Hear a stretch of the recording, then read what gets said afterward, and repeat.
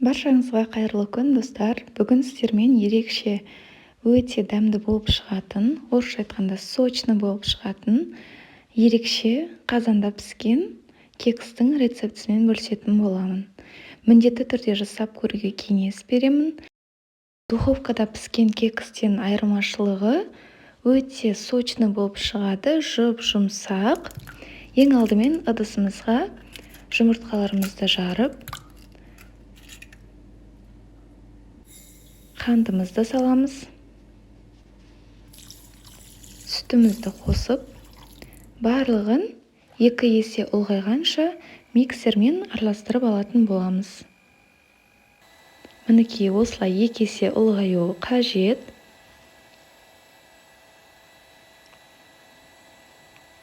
Қалауларыңыз бойынша ванильный сахар қоссаңыздар болады, бұл міндетті емес. Бөлек ыдысымызға ұнымызды, 2 ас қасық какаомызды қосып, араластырып аламыз. Содан соң 2 шай қасық қопсытқышымызды қосып, үшеуін жақсылап араластырып аламыз. Осылай бөлек ыдысқа араластырып алғаныңыз жақсы, сол кезде кексіңіз жақсы көтерілетін болады. Осылай жасауға кеңес беремін. Ал енді ситадан өткізіп, 2 бөліп салып алатын боламыз. Бірден салатын болсаңыз, онда кексіңіз өте қатты болып қалады. Осылай електен өткізіп салған дұрыс. Сол кезде кексіңіз жұп-жұмсақ болып шығатын болады. Қасықпен жақсылап араластырып аламыз. Содан соң миксердің көмегімен біркелкі масса болғанша араластырып алатын боламыз.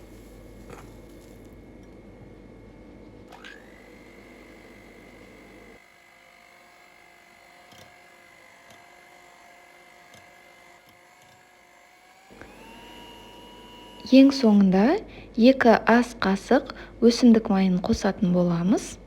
Қосып, миксермен араластырып аламыз.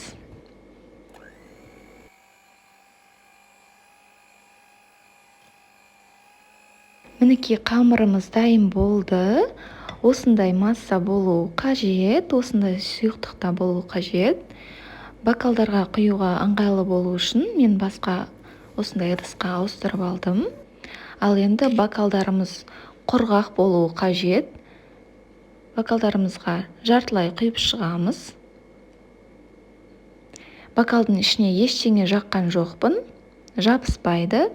Ал егер де жабысып қалуы мүмкін деп өзіңізден күмәндансаңыз, онда май жақсаңыз болады, ішін майлап. Салмасына мен мейіз салдым. Сіздер қалауларыңыз бойынша салмасын салсаңыздар болады. Варенье немесе шоколад салсаңыздар болады, қалауларыңыз бойынша. Ал енді бокалдарымызды қазанымызға орналастырып аламыз. Қазан немесе кастрюля немесе басқа да ыдыстарға салып қайнатсаңыз болады. Қайнап тұрған ыстық суымызды құямыз. Жартылай құямыз.